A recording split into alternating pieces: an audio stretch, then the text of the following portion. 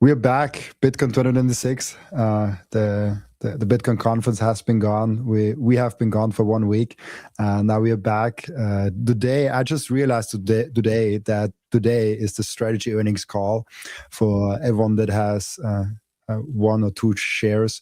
Might be the Super Bowl, like once a quarter. At least I feel like that. I always love earnings seasons. Before I went into Bitcoin, now I can relive that a little bit with strategy. I will stay up late and watch it because it will be at like midnight, 11 p.m. or something like that my time. How you guys doing? What's going on in Bitcoin? What did we miss last week? Gosh. You're that's your version of sports, Robin, is strategy calls now. I feel like a lot of Europeans stay up for sports, golf, soccer, maybe some hockey. But you're a strategy earnings call kind of guy, eh? Nerd. Is he going to be? Will this be like the new Buffett? You know, everyone who come do the pilgrimage to Omaha and see him talk. Like, this is going to be probably strategy eventually. I mean, it seems like it will be. I think so. Like I can imagine Sailor sitting there with like 97 years old and telling like Bitcoin, like telling about like stories about Bitcoin. There's no second best. Like there's no second best. Like I could definitely see that happening. Also, like they have now the Strategy World conference thing, and I feel like that could literally be the biggest Bitcoin conference one day. Like this could be a solid thing. So yeah, the way it's going right now, for really sure. It seems to me like Strategy World's kind of going upwards direction, and the conference is kind of going downwards. Just from my perspective, based on kind of everything I'm seeing there. I know people go to the conference, but it seems like people go to the conference more so to like see other Bitcoiners and meet other Bitcoiners, not necessarily to see what's going on in the industry or listen to people speak anymore. It's more so just for the connection. So I don't know. I think David Bailey, people have different opinions on him. I think they've kind of shot themselves in the foot. I don't know if there's a way back into the Bitcoin only world. And I'm not saying that strategy is, but I just think that's more in line with kind of where things are moving with more momentum right now. And so I agree. I think that could become the new conference one day, the Strategy World. I thought it was pretty crazy that the Bitcoin conference had Cash Patel there. Yeah. That's so weird to me. Like, isn't that like the opposite of what Bitcoin is? And he didn't even show up. I think that's why a lot of whales. That's why numerous whales have sold over the last year or two, because that was the gripe. It was, hey, you guys we're in bed with the people that we were trying to route around, and now we're linking arms with them. You know, so that is one of the reasons. You know, but that's the greatest thing about Bitcoin, right? It gives you a choice, so you can be completely isolated from them. Like, you don't need to go to the conferences, right? Like, they can have their own stack, and they can't touch your stack, and there's nothing they can do. If you're a whale and you hold Bitcoin, that Bitcoin is yours, right? They can't do anything about it. They can't stop it, especially if it's non-KYC. Like, if somebody bought 1,000 Bitcoin 15 years ago, could you imagine? Right? Why would you sell it? There's no point in selling. Exactly. Right? Because you're just holding it. Nobody knows you have it. Nobody knows it's there. And I mean, that's probably the best position to be in. Like, what else are you going to sell for?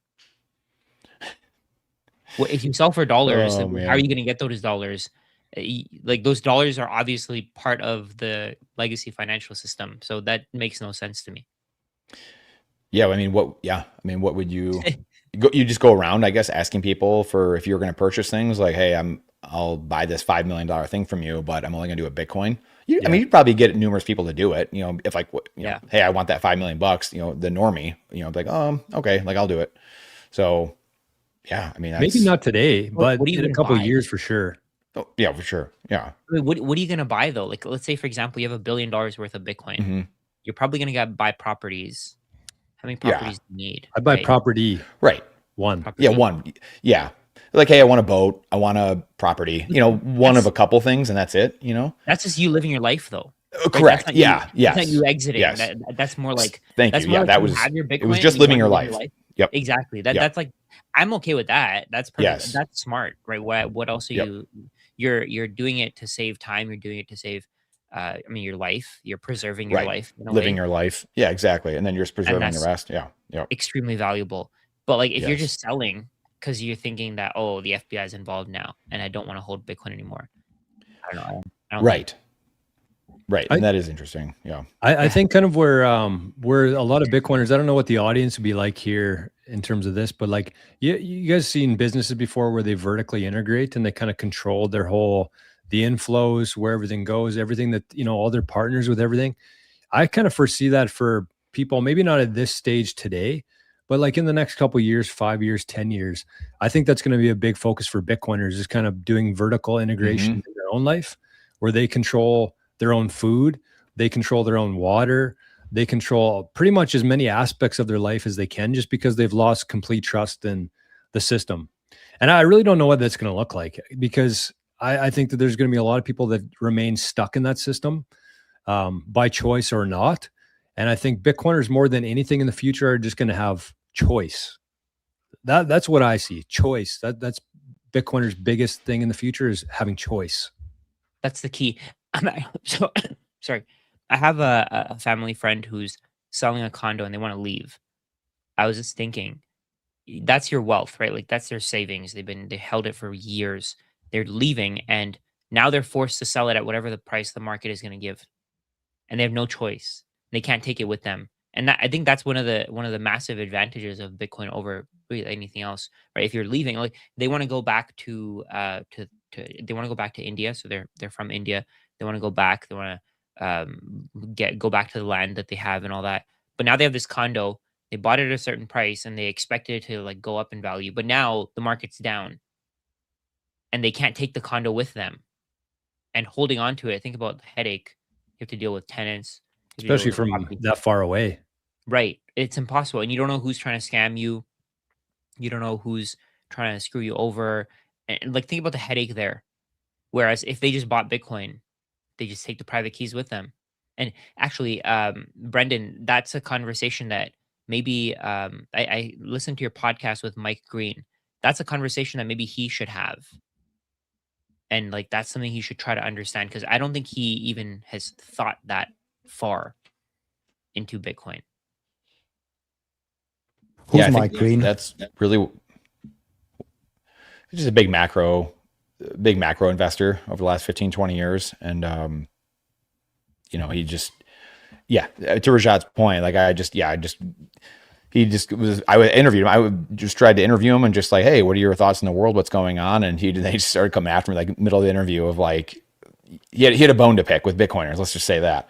And, he hasn't done all his homework all the way down the Bitcoin rabbit hole. And so, just thinking, again, all of us have thought of this for 1,000 hours minimum, right? Thousands of hours going down to their logical conclusion, taking all this angle.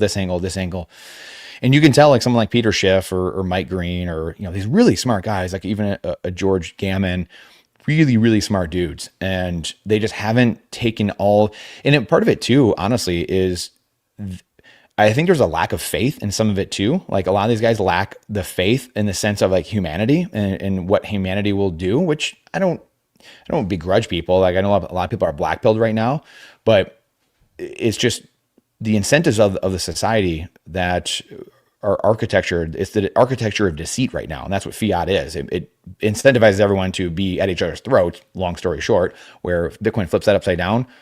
But these guys, like, they seemingly are trying to fit like the old world into Bitcoin, and like it just doesn't make sense to them. It's just Bitcoin's just another asset. Maybe that's the best way to say it. They just think it's another asset, and they're just like, well, and they're trying to fit it in round peg square hole, and like they're still on the Titanic. They're just still on the Titanic, and they're just like, yeah, it's still going down.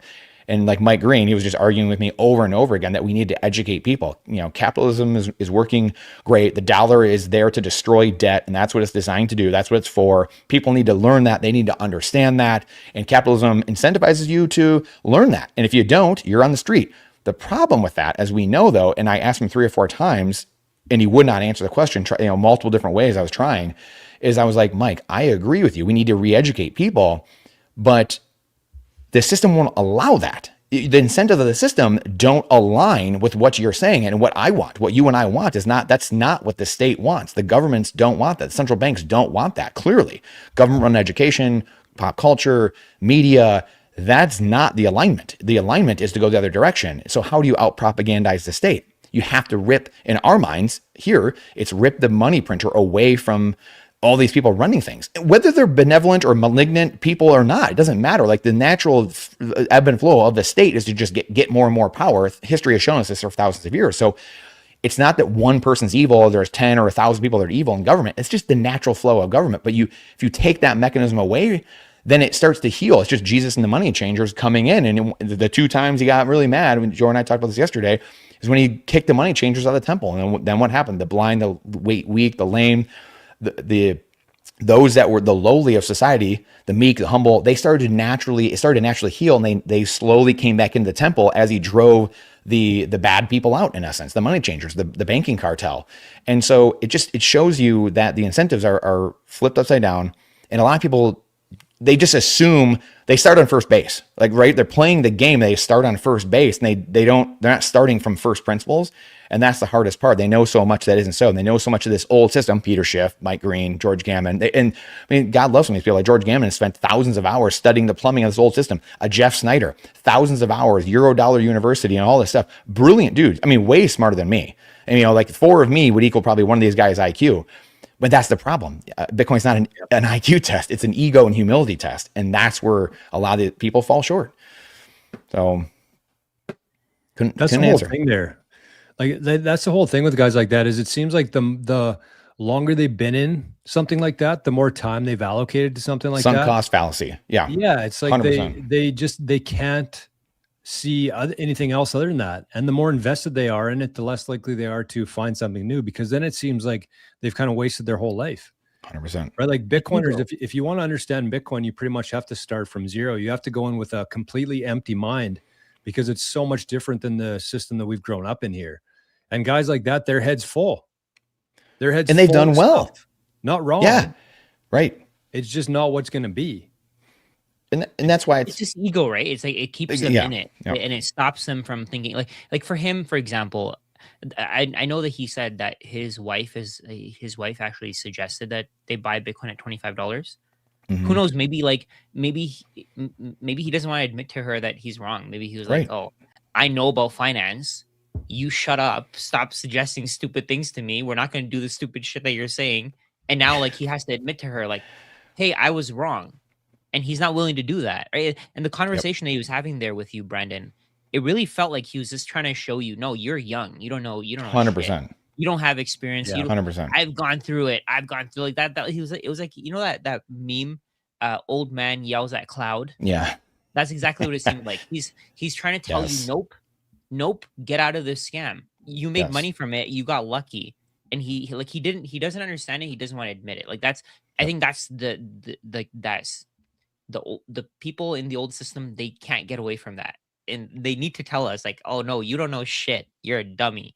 You're young and stupid. Respect your elders. Like, that's the way they think, right? 100%. And they can't get away from that. And that's exactly what it was trying. Like, from that conversation, I listened to the whole thing.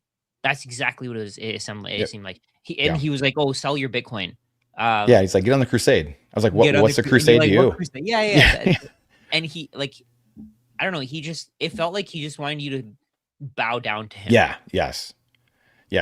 In the the problem is the pragmatism, their pragmatism, which I would say all those guys are pragmatic guys in general, the Schiff, Gammon, Jeff Snyder, Mike Green, but their pragmatism leads into that blackpilling. It leads into this lack of faith. It leads into like missing the visionary nature of life. And I think Bitcoiners, we can tend to be too utopian and too visionary at times, but someone has to push that Overton window. And that's what a lot of Bitcoiners are. We're the ones pushing the Overton window. Not that every single thing we say is going to turn out exactly like that, but the problem with like Mike Green, this conversation, it was, he was just accepting life the way it was. It was just like, well, governments have the control of the printer, so don't even worry about it. And I was like, that's for me, like, whoa. Like, money was long way before governments, and it's gonna be long after governments. And that's the thing where right there, there's a schism. There's a rupture of what we believe and what that Gen X, or a lot of the Gen X's, the boomers, a lot of boomers don't even get into it. They don't even care. I mean, like it's just, but like this Gen X crowd, that for whatever reason, they have a really hard time and really combat. I've talked about this with Dr. Jeff Ross a lot, and he's like, I don't know what it is, man. Like a bunch of my Gen X compadres here, they can't humble themselves to it, and they can't go down and do the thought experiments with it. And they just accept it the way it is. how it is now. And it's like, you do realize that someone came along at some point in society and said, this is what I'm doing now. And then everyone else started conforming to it. We don't have to play that game. I can be that person. We can be that people say, no, we're going a different way. And guess what? Everyone starts conforming to that new path. And that's the thing that these guys they can't understand it. They just like, this is the way it's always going to be. We're always going to have the US dollar. It's always going to be here. And this is what it does right this second. It's like, well, it didn't do that 50 years ago, 55 years ago. In 71, it had a different purpose, and in 1913, there was a different purpose. So it keeps changing. And you're telling me that it won't change ever. Like, it's just like, this is what it is. Educate people in the system as it is now. It's like you said, Rajat, he wanted like me to bow down to it and just be like, you agree with me. And it's like, no, I don't at all. I agree in the sense that we need to educate people, but it's a very different world and how we're going to do that. The incentives don't align with how to do that now. Clearly, we need to flip the system upside down in order to actually incentivize people and show people. I mean, I guess that's maybe more of it. You can lead a horse to water, but you can't make them drink. We have to show people the way, be the example, see what Bitcoin does, and as it builds and as it grows. And you're not going to just tell people this is what it does clearly. So anyway, I think it's like the ego thing is a huge thing. I think the ego death is like a massive thing. But if you think about it even more closely, like the people that are, because you mentioned Gen X, and I also witnessed that Gen X is right now between like 45 and 60 years old, around that age range. If you think about that age, that's like your prime of your career. That's like the top of the career ladder, where you are the deepest into whatever you are. You are considered the expert. You are the one that is training the new people. Like, you are the top of the ladder, because after that you're retiring, and before that you're young. And so I try to describe it as the legacy lens. I don't know if this makes sense, but it, like, you are in a system and you're going so deep, and so you're such an expert in a system that you don't really see the outside of it. And so if you are in TradFi, you are working in a fund, you're working for a bank, you're working in like the macro economy, you're so deep ingrained in this fiat system, in this TradFi system, that it's almost impossible to look like, how can it not be there? Like the meme, the fish saying, hey, the water is nice today, and the other fish is saying, like, what is water?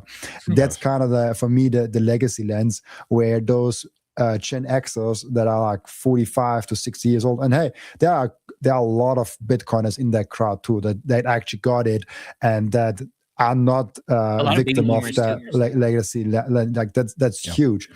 And so it's like, I think that's what the main problem is. They think they know it all, and they don't even are aware of like the outside world. And it's sad to see, but honestly, I don't know.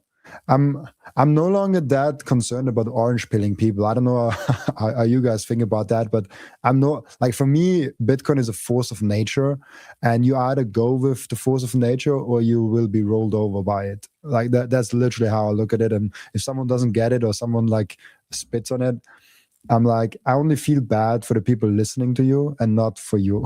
Like that's kind of how I look at it these days. I think there's a group of people that are open to understanding it, and I feel like those are the people that I'd want to like target with education.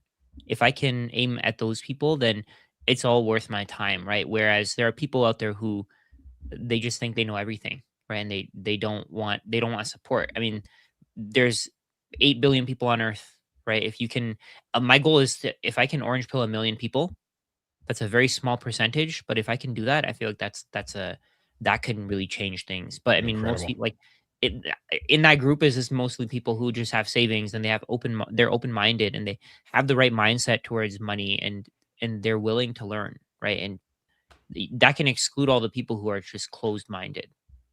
And part of this too, sorry, Jory, I might have cut you off. It was just, we started with the stretch and what's going on here, and stretch is, we can circle back around to that too a little bit, but we've talked a lot about that with nuance, right? A lot of people that are older, they might like stretch. There's, like we said, we talked about boomers, we talked about Gen X. They might be sitting there with a bunch of cash, USD, and they're just like, hey, I just want 11.5%. I want some exposure to Bitcoin. I don't really care about this freedom thing. I don't really care about self-custody. I don't really know what's going on. And so I think that's where a lot of this, again, this Gen X thing, these four guys, the Jeff Snyders, all the things we talked about too, there's a great book called Outliers by Malcolm Gladwell. So if anyone who's read that book, phenomenal book. he talks about these different eras of if you weren't born in this 9-year span, you weren't an oil baron. You just didn't have the chance. And this is the whole like life isn't fair. Everyone wants like life to be fair and like, oh, how come it's not all equal? And it's like, well, we're equal people, but there's not equal outcomes, and like everyone's made differently purposely. Otherwise, we'd all be robots. What's the fun in life, right? Like the law of polarity. Jordan, you and I talked about this yesterday. It's the law of polarity here. Maybe it was Robin. I talked to Robin yesterday too. Can't remember. 5 conversations yesterday. So it's Monday's my heavy day, boys. So I'm recuperating a little bit today. This is my easy day with one. And so you have this world where this generation of like 20, call it 20 to 40 or 20 to 45, we're very blessed because we just happened to land on jackpot. Like we just happened to land on that time when we needed it. Because like you guys said, the Gen X didn't need it like we need it. The boomers don't need it like this generation does, like millennials and Gen Z.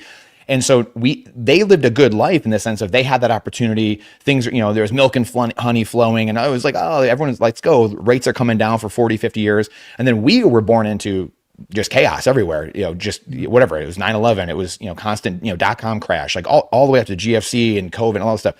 So now it's like, we are the ones that put in the work because we're looking around like, this doesn't make any sense at all. Like what is happening? So we're the ones that put the work in. And yes, are we younger? Do we not have as much lived experience in life? Yes. Mike Green, yes. George Gammon. Yes, that is true. However, that's what always happens. Necessity is the mother of all invention. And so we're sitting here, like we don't have any choice. So we put the work in and now life's starting to go and turn a different way. And so the Malcolm Gladwell part of it, again, was just, like you look at the oil barons, you look at Bill Gates, you look at the .com or the .com boom and all that. None of us could have done that. We weren't born yet. Again, life's not fair. Like we can't go invent Microsoft now. And that's just how life works. But you can be part of Bitcoin now at whatever age. Maybe we're the best for it in the sense of the 20 to 45. We have some money, we have some experience, whatever, we're working. And so we're the ones in that place. And then the other thing I'll say too is like, again, Bitcoin's back at 80 or 80,000 or 82,000, whatever. And it's like, I thought it was dead. I just tuned out the last 6 months. I've been here having fun with you guys. I didn't even know. I didn't know Bitcoin is a thing anymore. I thought it was dead. And here we are. It's back, guys. It's like, at what point do people wake up? It's either going to zero or it's going to infinity. It's binary. There is no middle ground. And that's what I think that people are just having such a hard time. It's breaking brains everywhere. And this, just more, the pain will increase on people. We will show people the way through how we act and as an example and just being a good example. And people will build our cities, will build our freedom citadels or freedom cities and all this stuff. And people will eventually come that direction. Just like we see the states and people laugh. It's like, look at the states. You have people leaving blue states all over the United States, going to red states. Interesting. That's pretty fascinating. So the brain drain happens. The brain drain is going to happen from the legacy world into the Bitcoin world as well. Yeah. Well I think that I'm looking at these chats here. It's pretty funny to watch. Before I got into Bitcoin, I didn't even realize that there was different generations, but I see from everybody's perspective now. And I think that one thing I've seen in the last couple of years more than anything else is kind of what we were talking about there with Mike Green. It's like the longer you spend in a system, the more you learn about that system, the fuller your head is, and there's less space. Like there's only so much things that you can think about and how much energy you can exert into each topic each day. So I get it. And I think that that's why for baby boomers and Gen X, I think that more than anything else, I'm very impressed with them because Brandon, you and I have talked about this before in terms of like people become their environment. People become their environment, whether it's a fish in water, they obviously are pretty good at that environment, or just having been brainwashed and put through this system. And baby boomers, Gen X, they've spent longer in that system. That environment's more ingrained in who they are. And so I think for any of them to kind of break free of that system, most impressive, huge thing. Easily. It's rare. Yep. But I think both those two categories there. And I think that that's another thing I always come back to too, is like, I think millennials kind of were born in the sweet spot. Gen X kind of in there as well, where we have enough capital that we can allocate to Bitcoin and we have time, I guess, to enjoy that eventually, right? Like baby boomers have a ton of capital, but they don't have as much time as somebody who's 20 years old. 20-year-old Gen Z, they got hopefully a lot of time, probably more time than we can even think of right now, but they don't have any capital to buy Bitcoin. So it's like, you can't have the best of everything here. And that's kind of why I think millennials are kind of right in the sweet spot there, where we have a bit of capital, where we can still see the appreciation of it, but we also have time. So am I the only Gen Z here? I think are so. You Gen Z? I'm Gen Z. Yeah, he's actually. yeah. Oh, wow. Because I think the cutoff's around 30 years old, I believe. Somewhere around there right now. I'm pretty sure. It's 1997. I think you are still Gen Z. And so like 1996 is if you are then millennial, and so like you're either 29, like if you're 29 and born in certain months, you're still Gen Z, but like most of them like now around like the millennial age. But yeah, it's crazy because if you think about like when I first came into Bitcoin, I thought everyone is like young as me. Then I went to those first meetups. I'm like, oh gosh, they're all like my dad's age. They're all like 10, 20, sometimes 30 years older than me. That's kind of like not what I was expecting. And so like someone was, I think Brad something was writing like, you guys don't get it because like a lot of OGs are Gen Xers. And he's 100% correct. Like there's a amazing Gen Xers in the Bitcoin space. The point is I was trying to make is out of that crowd, they are also the hardest critics of Bitcoin. The people that are the most ignorant against Bitcoin with the most confidence against Bitcoin coming there. So it's like they are the best because it's the height of your life, kind of like you have the most capital, you still have life to live. You are at the end of like there is, if life does you well, this should be the height of your confidence and like the peak of your life kind of a thing. And after that, it's like a little bit more chill, a little bit more relaxed, hopefully. Like, I don't know, Warren Buffett, I guess it was a different story. For Saylor, it probably is a different story. So, but like for most people. So it's not a, like if I look at my YouTube statistics, most people are over 35, which like shocked me because I'm like 27 years old. And so it's not a diss at all at that crowd because there are a lot of Bitcoiners in that crowd. It's just that the critics, the hard critics also come from that crowd, unfortunately, and are very loud and confident. I think the least impressive or the most disappointing is people who are millennials and Gen Z who ignore Bitcoin. On down. Yeah, it's a scale. Like, most impressive boomers, and to me, it just keeps going down. Like the younger you are and you don't get it, I'm just like, the heck are you doing? Agreed. So true, Rajat. And it's crazy because like they grew up with the internet, and literally everything they had was on the internet. Music was on the internet. Video games were on the internet. Everything was on the internet. We grew up. You're missing the money component, though. Yeah, that's it. Money and history. I think that's the component that they're missing. Oh, so I guess that's what it is, right? If you're a baby boomer and you understand, if you're a baby boomer and you have some wealth, you understand money, right? You might understand money. And if you got lucky, then you probably don't understand money. But there are baby boomers who understand wealth. They built wealth. They understand how money works. And they have even a limited understanding of computers. They can kind of grasp what Bitcoin is, right? Whereas if the Gen Z who don't have any experience with money, like they haven't spent their time with money. I know Robin, you are running your own business, and that's really great. There are a lot of Gen Z who are like that, but then there are Gen Z on the other side of things, like the complete opposite, who they have no clue what money is. They have no idea. Like all they know is that this money is this. I would even go further. I'm sorry to interrupt. I would just even go further because I know, of course, a lot of Gen Zs because it's like my generation. If you are Gen Z right now and you are a person that is critical thinking and taking responsibility for your own action, you are ahead of 99.9% of the crowd. It's so fascinating. Nobody's doing any research. Nobody's taking responsibility for their own actions. Nobody is doing anything. And so you can just stand out by doing the bare minimum. And everyone is like, wow, he's doing amazing. He's working hard. Like he's doing all those things. No, he's doing the bare minimum. And he's just a human being taking responsibility for his own actions. And I don't know how it's in other generations, but like especially in Gen Z, I see it a lot. Like just taking responsibilities, you're above average already. The crazy thing is that this applies to a lot more than just money, right? It applies to your whole life in general. Like what I see is like people always tell me, "Oh, you did a really great job with your YouTube. You must be like special. You must be different. You got lucky with the algorithm." But no, that's not the case. It's just because I kept posting, right? And I like to watch videos on this is how you make your YouTube channel better, and just learning how the algorithm and all that stuff works, how to make better videos, like different concepts, right? Sorry, what did you say, Joe? I didn't hear you. Oh man, I said, what a concept. Just so few people actually give that's a shit. wild. The barrier's so low. Yeah. And like in those videos, I always see these comments. They're like, "Oh, you guys are so lucky. You guys have worked so hard. You've spent so much time making videos. I've been making videos for 12 years and I haven't gotten any traction." And then I go to their channel. They literally have like 4 videos up. One was posted 12 years ago. One was posted 8 years ago. One was posted 6 years ago. And then the last one they posted was like last week. And they're expecting that, oh, this video is going to do really well because I've been doing it for so long. But that's the thing, right? It's consistency. It's just putting in the time, putting in the effort. And like Robin said there, if you're a Gen Z and you're doing that, if you're taking accountability for your future, you're ahead of 99% of people. It's actually so easy to get ahead of majority of people. Like they don't care. They don't care. Because they have no hope. Yes. It's true.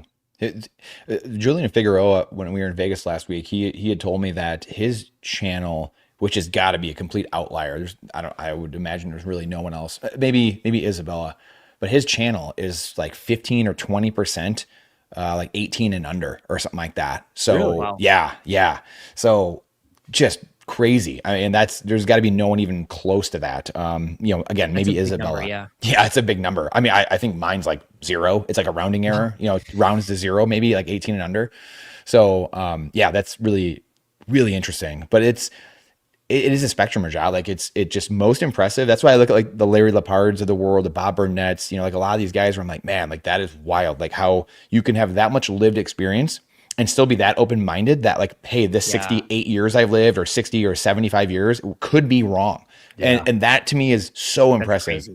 Yeah. Oh, and then the younger it gets, it's just like the less and less impressive it is. It's just like, okay, then you're like, and I do feel like it's a litmus test. Like at this point, 17 years in, and again, it's still very early overall. And it's been 17 years, which is not a long period of time in the grand scheme of life. But at the same time, at what point do you kind of look around and use it as that litmus test of not just like who you want to be around, but like who is it safe to be around? I've been thinking about that for a number of years because that to me, again, it's the litmus test of open-mindedness and how closed off are you to reality, which is just searching for answers, asking why, digging deeper, just any way you want to kind of cut it. So that to me has been something I've been thinking about for a while. Like, where is that cutoff? And do you know what that cutoff is? Like, are there going to be signposts in society? Is it just Bitcoin? Like, again, Bitcoin to me is that litmus test. And do you have an origin story about it? Like, do you have some type of story about it? And if you don't, man, you're just talk about an NPC. Like, it's just like, whoa, okay, stay away. You got to stay far away from me because you're kind of dangerous at this point. Like, I'm just gonna say it out loud. Like, you're kind of might be a little dangerous. So interesting. Very interesting. And like you can tell that a lot of these people haven't actually tested their theories. Like with Mike Green, actually in another, I keep picking on him, but in another one of his interviews, he was talking about how young people won't be able to buy houses on a Bitcoin standard because they can't borrow money. Like, what's the irony? Yeah, he doesn't believe there'll be any lending. Yeah. Like, think about what's the irony there. Are young people buying houses today? They're not. No. Right. And like, how do you not get that? How do you not understand? Like, how does he not get it? Because he's so far removed from it. Right. Yeah. He has it very good. It goes back to Rajat. The other thing I was going to say too was that the other big thing he had was like how are you going to do that? Like all the Bitcoin's been mined. Like in the future, like how is someone going to get the Bitcoin? Because you guys, everyone has it already, and it's like, whoa. Like when I'm born, and then he was like trying to check me on. I was like, well, the social security number here in America, that's just a debt number. That's so they can track you and hang the debt per citizen on top. He's like, no, it's not, blah, blah, blah. And I'm like, bro. And so like, this is the cognitive dissonance. Because as I'm in it, like, I'm just kind of thinking, I'm like, because again, I wasn't ready. It caught me flat footed. And then I'm like thinking, I thought he was slightly more aligned in the sense of like, I knew he wasn't like a big Bitcoin bro, but I was just like, hold on. I'm like in my head, like just racing around trying to think of like, am I saying this incorrectly? Whatever.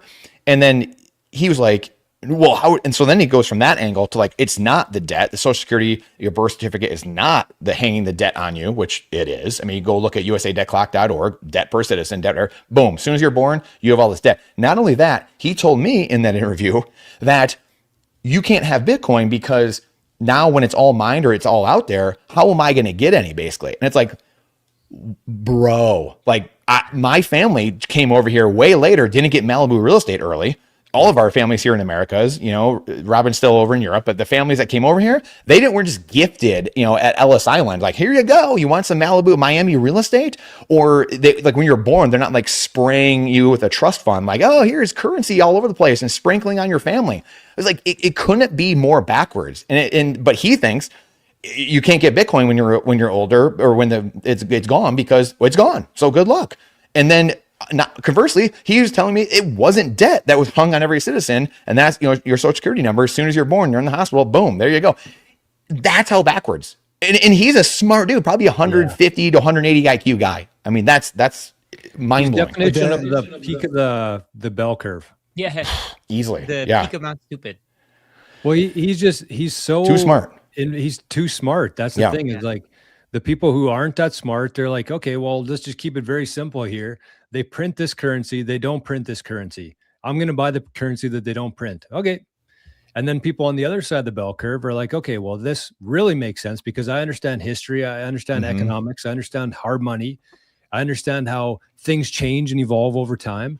So I'm going to hold some Bitcoin. Maybe I'm not on a podcast. Maybe I'm not 100% allocated to Bitcoin, but this thing makes a lot of sense to me. But people like that are at the top of the bell curve where they put so much energy into something, but they're wrong about it. It's like somebody who's like, it's that you say practice makes perfect, but if you're practicing the wrong thing, you're going to be perfectly bad. Yep.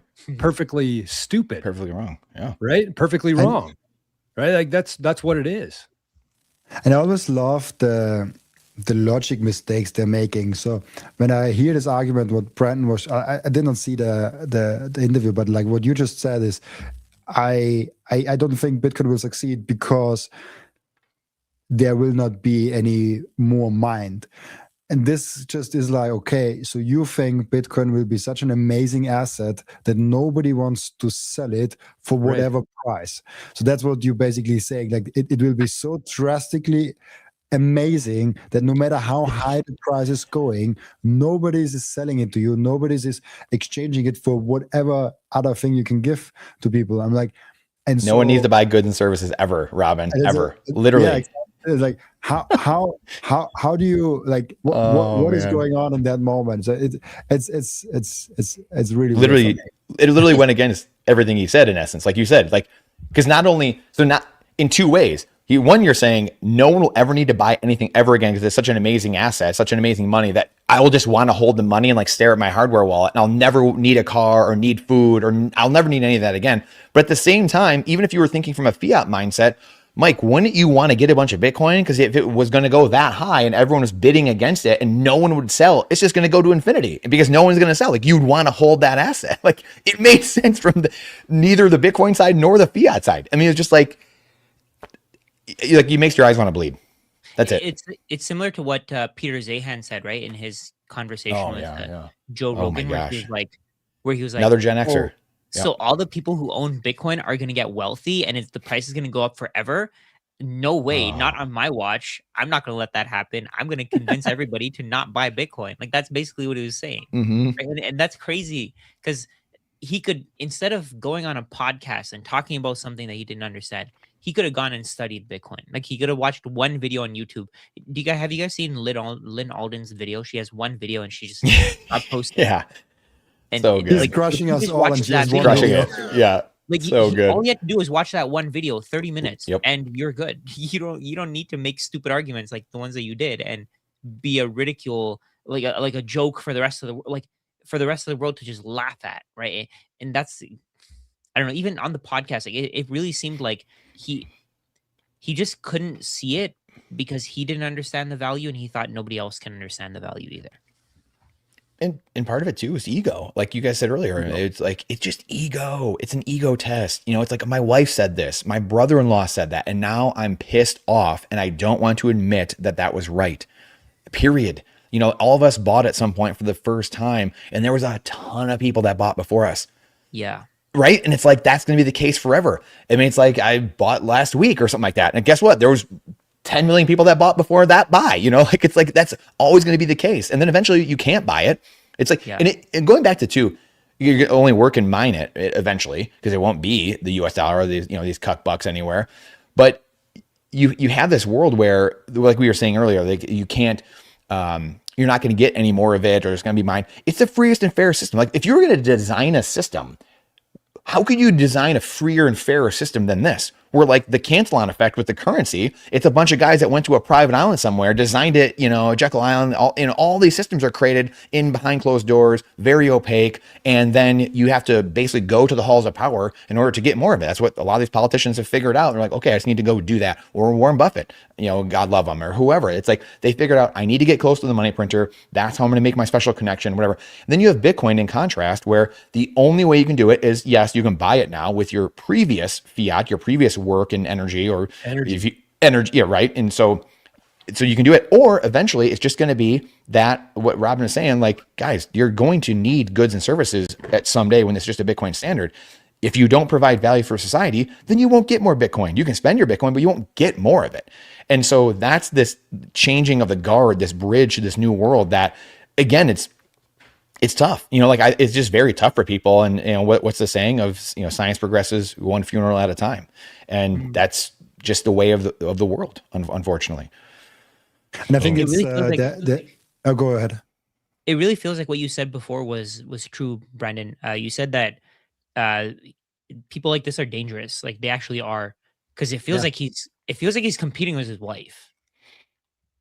Right. Weird. There was a bunch of comments saying that. And that's weird as never do that.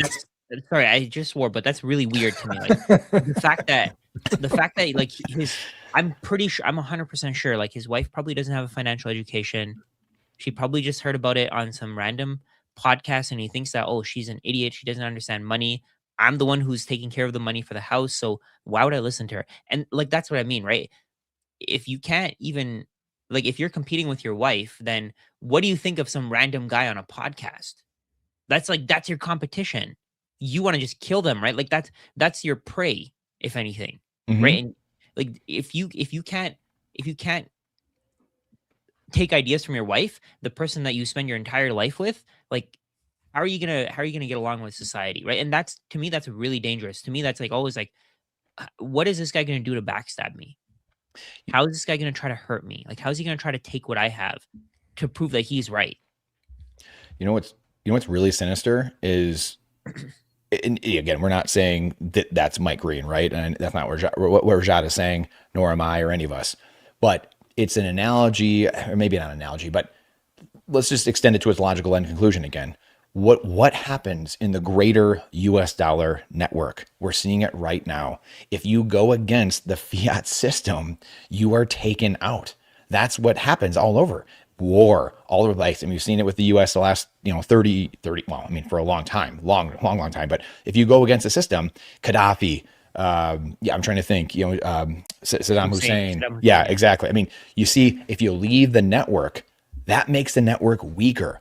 And no one, and then internally, domestically, what do? We track everyone. Yes, now it used to be $10,000. Now it's $600. It's this the room keeps closing in on you. If you dare leave the network, because it's the only way. I mean, who in their right mind would choose to use a money that steals from them? No human being on earth would choose to do that unless they were coerced to do it. And there's just coercion everywhere. So when you take it to its logical end conclusion, what's actually happening?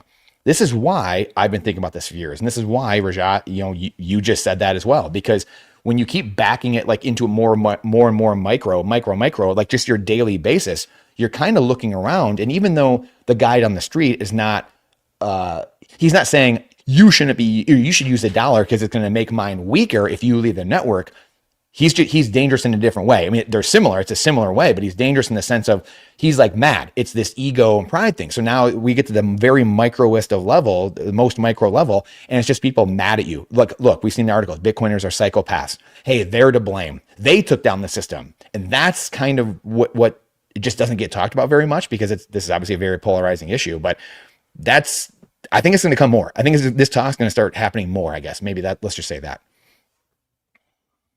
It's like what Jor said. We were having a conversation about this, and Jor's like, all he had to say was vote harder. And when I listened to it, I was like, yeah, that's exactly what he said. That's what he's saying. Yep. Sorry, go ahead, Jor. I was just going to say, like, look back at history. Look how many examples in history of people going against the grain and what ended up to them. You know, the cool thing about what we got going here with Bitcoin that gives me a lot of hope is that we're multiplying. Like it's an idea now. It's an idea that can't be stopped. It won't be stopped. And it's really only a matter of time. And that's going to be the real interesting thing to me, because Mike's big thing was like, we need to educate more people. Okay. Well, that's a good point, because the reason why this system that we all despise so much, the system that's stolen from every single one of us in many ways, the reason why that system has been allowed to continue is because they've kept everything in the dark. Like up until 10 years ago, hardly anybody knew any of this stuff. Like they didn't know what a fiat dollar was. They didn't know about Jekyll Island. They didn't know about the Federal Reserve. Like really, central banks, nobody knew any of this stuff. And so now we have this. Yeah, I mean, that was a big part of it. Definitely since then. Yeah, for sure. And yeah, so I mean, like no one said fiat. Now where, yeah. I was just going to say, like, we're at the point now where people have this information, people are seeing it. And so like, it's interesting to me what happens next. It's obvious that nobody's going to do anything when nobody knows there's a problem. But now that people know that there's a problem, what happens now? And that system is going to work as hard as it possibly can to try to make us look like the crazy ones, to fight against us, to get people from that system who are still in the dark to be mad at us. But I think that we're going to win this, because you cannot stop an idea like this. No. And it's, you know, nothing's going to stop what's coming here. It's just how long, I guess. Yep. That's it. I wanna we got sidetracked really quickly. We started with Stretch. I know. Yeah. I was just thinking about Stretch a second ago. we just did a 46-minute long intro to the whole topic. Oh boy. And I literally just took that topic today because I thought like it might fit nicely, because today is the earnings call, and I'm super excited about it. I'm looking forward to seeing what they have been up to, and that what kind of the things are and what they're developing. How do you guys actually look at now that it has been around since, I don't know, 8 months, 9 months, the Stretch product? How do you look at strategy, and what are you kind of expecting from, I don't know, do you guys think about what you're kind of expecting from an earnings call? Like, do you like have thoughts before going in to see kind of like what they might do? I don't like listening to earnings calls. I'd rather just buy Bitcoin, right? And like afterwards, just try to see like if there's, because I don't buy stocks, right? I don't really care to buy. The only stock that I own is MicroStrategy, but even then, I don't want to listen to earnings calls. That was one of the reasons why I didn't want to own stocks, right? And that's one of the reasons why I left my job in finance. I don't like doing that kind of stuff. I don't like reading about numbers. I'd rather like watch. I'd rather listen to a podcast. Yep. Right, and learn something that's, because an earnings call is temporary, right? It's gonna be the information in it is not gonna last forever. It's almost just like sensationalism to me. I would rather listen to somebody who makes a podcast about the earnings call, and they say, hey, this is the long-term implication. This is where I believe things are going. I find that more valuable. Do you guys listen? Do you guys actually like listening to those earnings calls from Strategy? I like earnings call in general. I might be a little weirdly linked like that, but I come from picking stocks. So like before Bitcoin, all I did is picking stocks, and it is a part-time job, but I loved it. It was I'm weird with that. I might be one of the few people that actually enjoys doing that, and I missed it a little bit with Bitcoin because there's no earnings call with Bitcoin, and podcasts were actually the closest things to our earnings call, because we are just talking about Bitcoin and how what kind of has happened, why the fundamentals, all of those things, and so I didn't have an earnings call for almost 6 years, like 2020. No, Robin's itching. He's like, I need an earnings call. I need that. I want to listen to the earnings call. Like I want to judge the management team. I want to see what they're doing. Like I had a season where I had like 5 to 7 stocks in my portfolio usually, and I listened to all the earnings call, and it was like earnings season, and I hated when like 2 earnings call were like on top of each other, because then like I had to listen to it afterwards. Man, I love that shit. You are a psychopath. Yeah, I am a psychopath. Yeah. Good for you. Good for you. Damn. That's, yeah. So, I mean, I used to like jump on, I'd watch some earning calls back in the day, stuff like that. But yeah, I mean, I guess it was 8 to 10 years ago, whenever I really started grokking Bitcoin. That's when because I was having issues with the real estate business I was in, just investing in gold and silver, stocks, stuff like that, where I was just like, this is just nonsensical. Like the amount of, part of the reason I came to Bitcoin was because of, like, Rajat, what you just said, like, I don't have to do that. And that's where I looked around and I was like, if I'm having to do all of this work, how the hell is the average guy going to do any of this? Which they aren't, and they won't, So, and that's one of the reasons I came to Bitcoin. So yes, do I listen to earnings calls anymore? I think I've listened to one of Strategy's, one or a couple in the last few years, but that's it. And that's it at all. And just to kind of see what they're doing to that point, Robin. So like, that's kind of the grand, like, thing where I came from, coming from those worlds and doing much more of that, and like doing it because I needed to do it. I'm also a numbers guy, but I needed to do it in the fiat world, but didn't want to do it actually. So I was okay doing it because I'm a numbers guy. But all that being said, I think the other question is too, that I'll throw out there as well, that we can kind of bat around, is, someone mentioned it earlier, what other things will Strategy build, like vertically integrate, build themselves, acquire? That to me, the Warren Buffett snowball, all this stuff, right? That to me is fascinating. And I would love to know, so to, maybe to Robin or, you guys that have listened to it before, what they're doing. Because I know like 21, Jack Mallers, those guys, Tether, they've mentioned things like that. We're going to build Bitcoin products, tools, etc. Jack Dorsey style, because I've been waiting for that. Like, that's the thing I've been waiting for, to see other massive entrepreneurs. I think it's coming in the next 5 or 10 years from people like us, like the plebs that have been in the last 5 or 10 years. I think that we're going to get to a point where that wealth hits a certain saturation level, where there's enough plebs with enough amount of wealth where they go ham and they just start building goods and services. I think that's coming, but I think that's still 5 to 10 years away. But this crop of people that already are 100 millionaires in USD terms and above, I've been waiting for that. Now there's not as many of those people, so it's a smaller crop to pick from. And so Strategy, 21, Capital, a handful of these guys, that to me is the killer app. That to me is the interesting thing. So I would do it, Robin, just to see, like, hey, when are you guys going to build stuff? When are people going to be building things? So to me, it's interesting in that regard. I think he's been asked that recently, and they just keep saying like they're focused on digital credit, which is STRC. Mm-hmm. STRC, amazing product. Probably, I like to say revolutionary, because it is just the way that they designed. And I see BitBilly in the chat saying utilizing AI to build that way. Brilliant. Like, there's not many people who have come out and said, as a CEO of a public company, hey, AI built this product for us. Pretty cool. Wild. But I mean, at the same time, it's like first principles, you back with Bitcoin, it's going to succeed, right? Like that's where we are right now. So I made a video last week and I basically called STRC holders stupid. And there was a lot of negative comments in my section, as you would imagine. I didn't really mean it that way. It was kind of taken out of context. I said, like, there's a certain place for it. Definitely retirees who have money in a money mart makes way more sense. But I think that the biggest beneficiaries of STRC aren't going to be the people getting 11.5%. It's going to be people who are holding Bitcoin in self-custody, because they're going to get the unlimited upside of it and the unlimited freedom of it, where you're not trusting anybody. You don't need anybody's permission with it. You can go anywhere on this planet with it. Meanwhile, you have constant demand from Saylor, because the rest of the market hasn't figured out how important self-custody Bitcoin is yet, and they're playing the fiat games.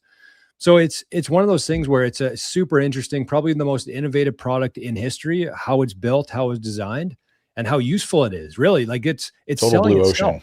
Yeah, like there's no competition to it right now. Yeah. How about that chart he just shared last week or whatever it was? Like all the preferreds, it's just like, it's like it's a joke. Everyone else is like, you can't even see it. It's hilarious. It's a joke. So it's a joke. It's a very easy product to access.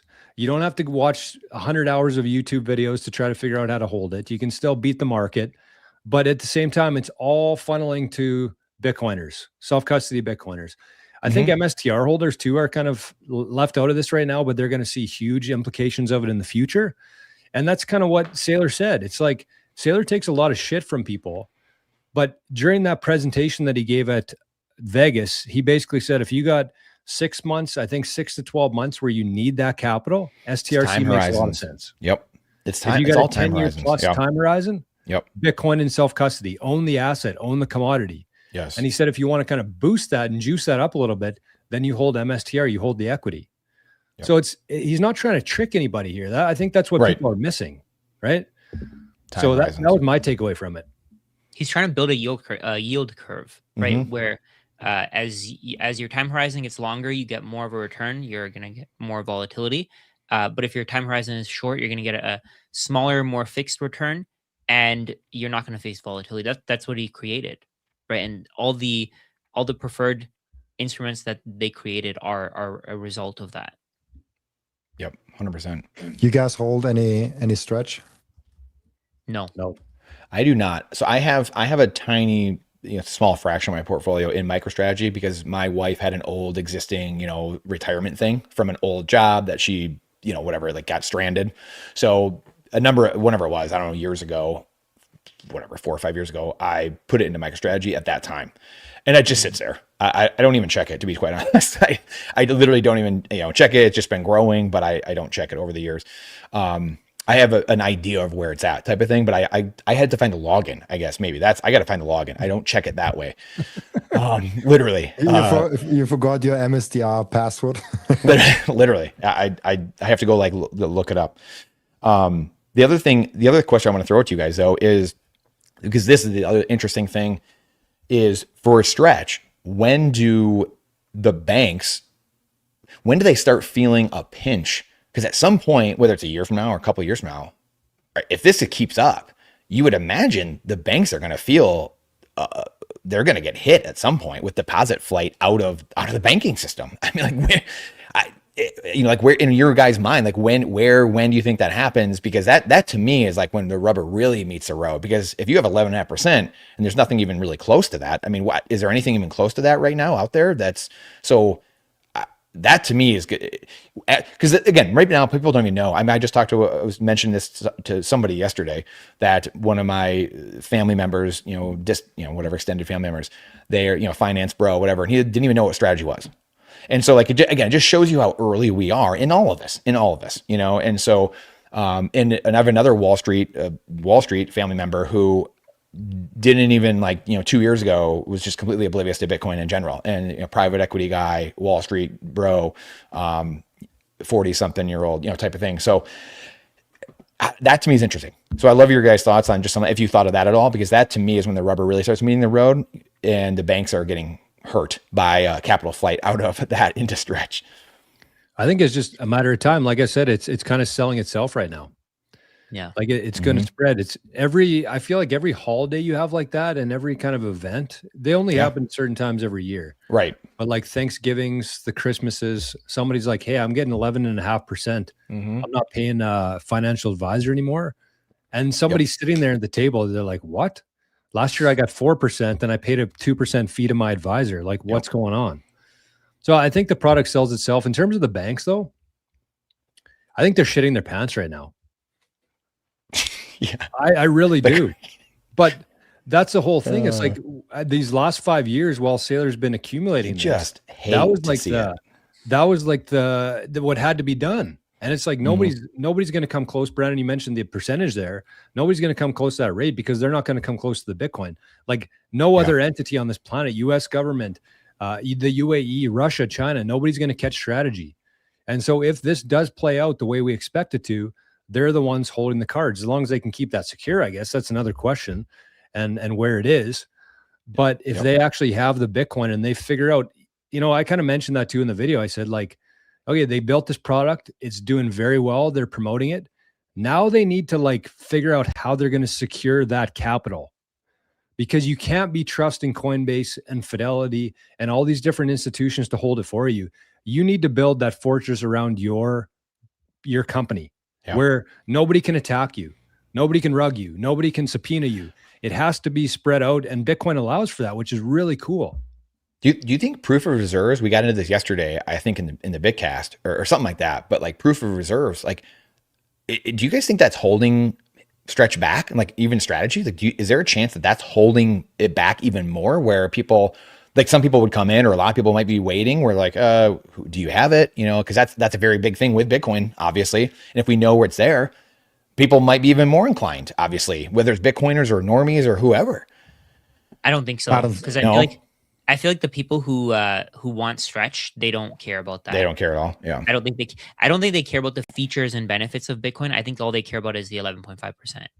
And that's what Jor was saying. I think that's what makes it such a perfect product. They don't need to care about Bitcoin's features and benefits. They don't need to care about proof of reserves. They don't need to. They don't even know. They don't even know what Bitcoin is. Right. True. I mean, ideally they should. I would hope that they figure it out, and they would probably be better off holding Bitcoin. But it's just another it's another way to like the other people's money strategy, right? When you hear people talking about how they invest in real estate, they buy real estate with other people's money, and that's what strategy is doing. It's just buying Bitcoin with other people's money, and it's buying that Bitcoin from using money from people who don't understand Bitcoin, and that's the asymmetrical advantage for MSTR holders. You know what? And that's what a bank is. That's what Warren Buffett did. You know, Right. We've been talking about banks. We've been talking about Warren Buffett. What did they do? You know, banks raise money. You enter into, you give a deposit and you become a money lender. You now lent the bank your money and they go invest it for you because you're basically saying, I don't know what the hell to do with my money. So here, you go do it. And that's what Warren Buffett did. He raised money. He took other people's money and then he invested it because he was better at it than you were, or he at least, people thought he was or whatever. So that's the whole system. And so we always talk about is Saylor a bank? Well, he is technically, right? Or he's this thing. I mean, I don't know what you want to call him, but he's doing what Buffett did. He's doing what banks do and just taking your money, saying I'm a better allocator. And he's just turning around and buying Bitcoin with it. That's all he's doing. And when REITs do this, like when REITs borrow money from a bank and they buy real estate and they share the profits with you, nobody has a problem with that. But they have a problem with people doing that with Bitcoin because they don't understand what Bitcoin is. That's the key reason. They do it. They're so concerned with it because they don't understand Bitcoin. And once they figure out what Bitcoin is, I mean, at that point, I don't know, it'll probably the average person won't figure out Bitcoin until it's like $10 million. Right. It's also their environment though, too, going back to what we were talking about. It's not that they need to spend time in Bitcoin. They've just been so ingrained in that environment, which is real estate is good. Banks are good. Governments are trustworthy. Like that's the environment. That's how most people think. Right. And so I don't know, kind of on the proof of reserves, my take is like, I've been very vocal on YouTube for the last couple of years of like, where's the Bitcoin? Where's the Bitcoin? Prove it. You got this much Bitcoin, prove it. It's easy to send out a tweet and say, hey, I have this much Bitcoin, this cost base. Right. Where is it? But I was kind of thinking like selfishly for me, for somebody who actually understands the importance of holding, in self-custody or otherwise, but showing that and verifying as a Bitcoiner. But I don't think Saylor really cares about people like me because somebody like me, I don't trust people. So therefore I'm in Bitcoin, I'm holding the asset.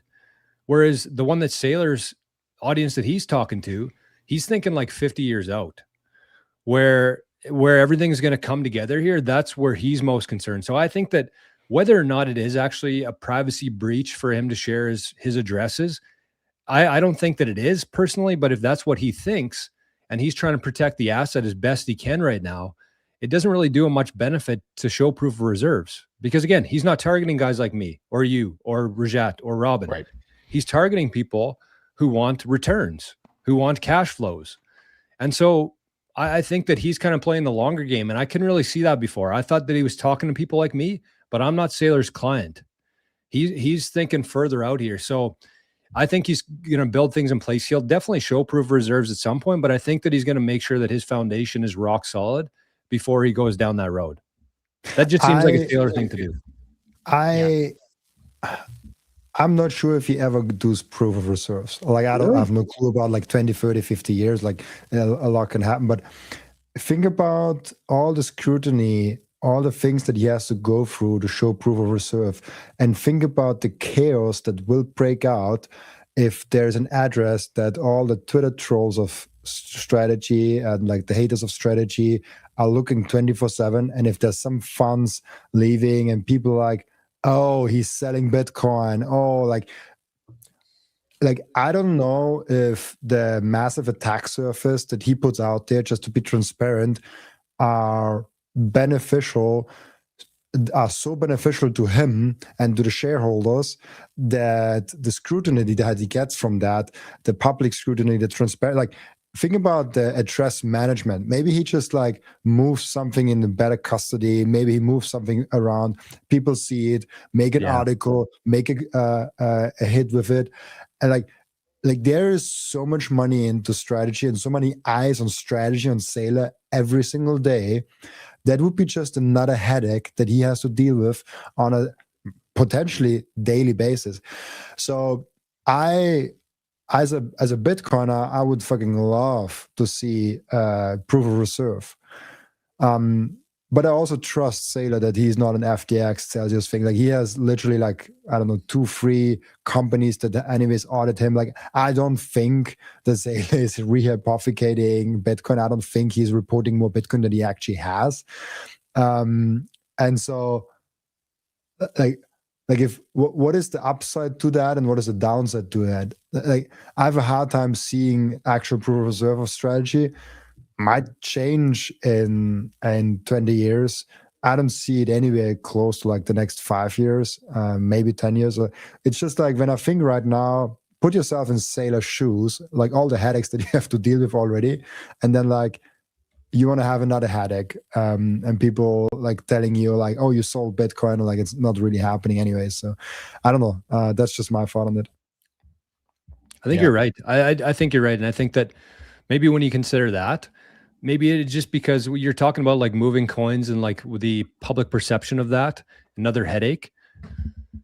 What if Saylor just kind of understands the fact that where his coins are right now are temporary? And so at some point he's going to start moving Bitcoin to, let's say, the Saylor vault, or the strategy vault, I should say.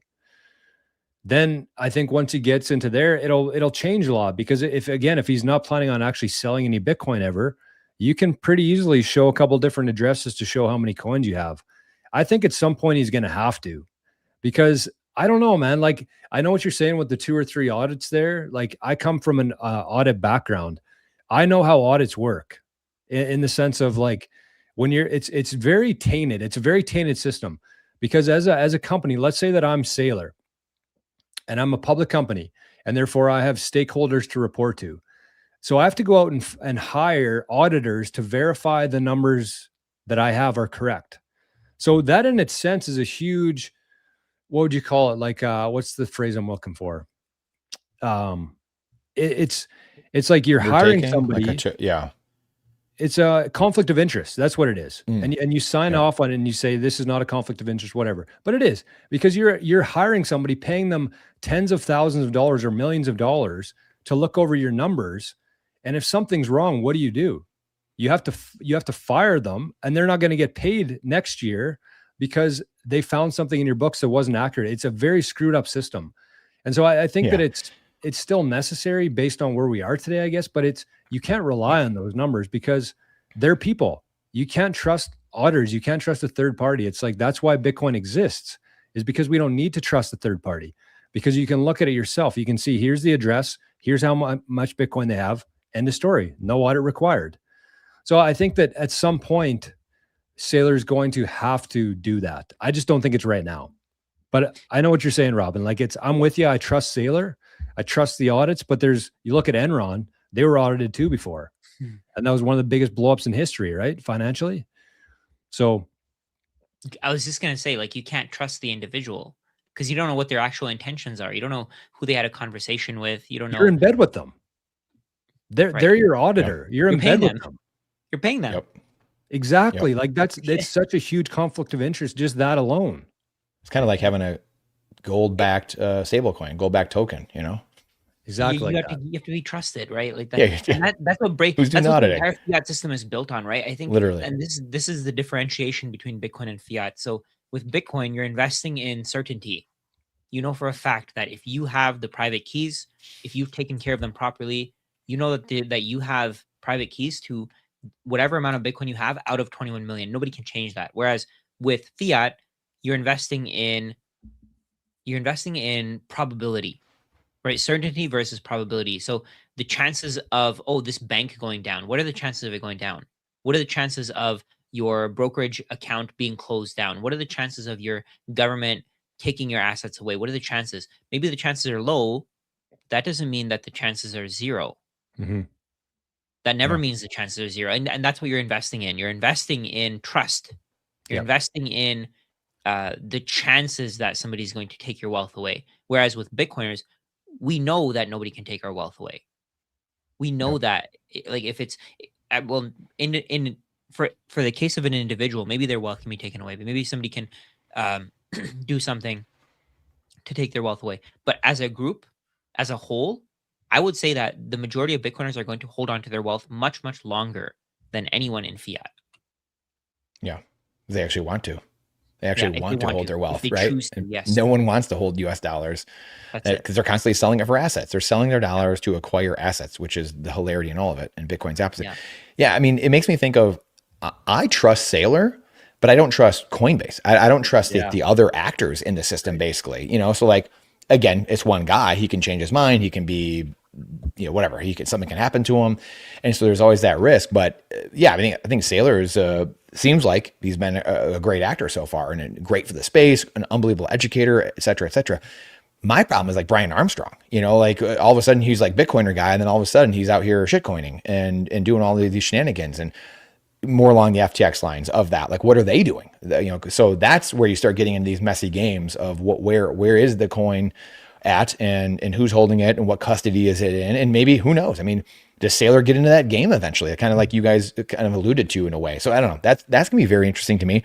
And then, like I mentioned, the U.S. government earlier.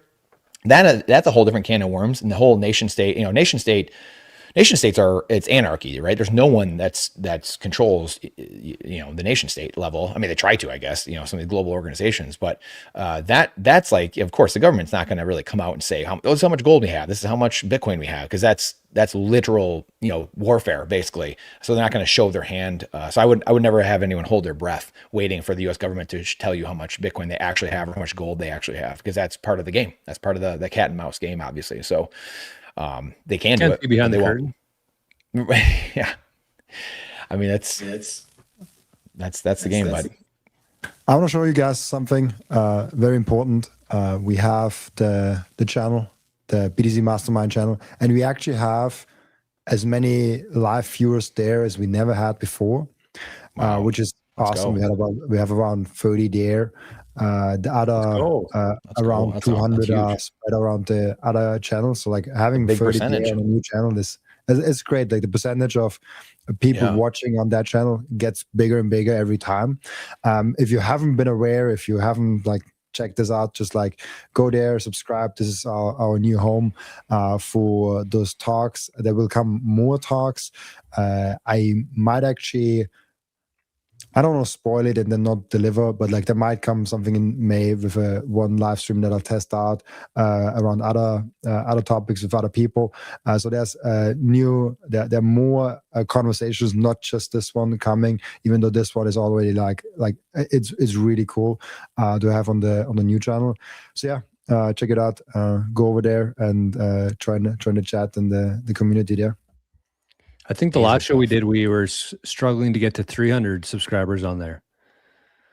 Dang. So we passed 500 now. Pretty good.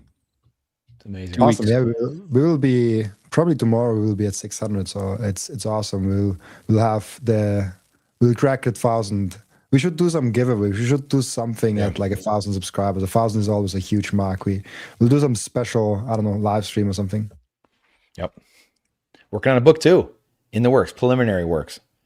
So, I forgot about that. The book cool. we're all doing preliminary works, but it'll come. So it takes time. Great stuff. Takes time. All good things do, just like Bitcoin. Then I say thank you. Thank you. Any last words from you guys? Anything you want to add? Otherwise, we close it down, and I'm getting ready for earnings call. Thanks, chat. Everyone showing up, subscribing, everything, coming to learn about Bitcoin. It's amazing. I love hanging out with these guys here on the screen and everyone in the chat. It's just so fun to do this. Feel blessed to do it every single day. And man, we're gonna win. That's for dang sure. And we're here at the right time. And it's just the Malcolm Gladwell outliers. This is our opportunity right now, and to really change humanity. Not just, well, I guess oil did, some of those things did too, just like them, but this is that chance now. So just couldn't be more bullish. Never been in the damn near decade I've been in this, I've never been more bullish than I am right now. So keep moving on forward. Amen. Yeah, I think that people are going to call you lucky at some point. The beauty of being a Bitcoiner is you get to be called a dipshit 98% of your life. And once in a while on certain days, people say, hey, you might have been right about this. But people are going to say you're lucky, and you are lucky. I think you got to keep that in mind. You are lucky, as we've alluded to with the different generations here. People who were born 100 years ago, they're never going to get to experience a world built on Bitcoin. And people who show up 100 years from now, even though Mike Green doesn't like it, they're going to wish that they were here right now. And you are here right now. So just keep building, keep stacking, and love each other, right, Brandon? Fill your hearts with love. Be kind to each other. Remember that we're all equal here. And we got this thing that really levels the playing field for all of humanity. And we get to be the ones who spread that word. So I'm blessed as well. I feel very fortunate to be here right now. So enjoy the convo today, boys. Same here. Awesome. Then thank you so much, guys. And I'll see you guys. We will be back next week. Bye-bye. Yes.